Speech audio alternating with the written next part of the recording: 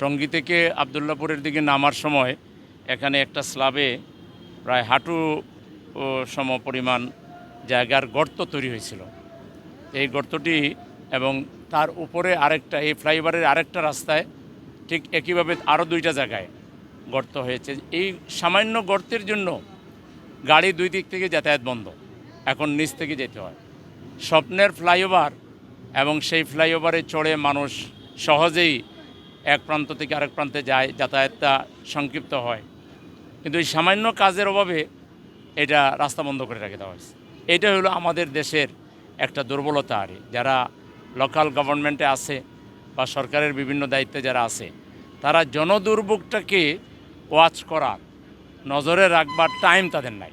তারা এত ব্যস্ত থাকেন যে কোথায় কি অসুবিধা হচ্ছে এটা তাদের দেখার সুযোগ নেই। আমাকে কালকে একজন ভাই বললেন, আমাদেরই ভাই, যে ভাই আপনি তো জনগণ নিয়ে চিন্তা করেন, আমাদের এই এত সুন্দর ফ্লাইওভারটা এখন গাড়ি ঘোড়ার রাস্তা বন্ধ। আমরা কেন?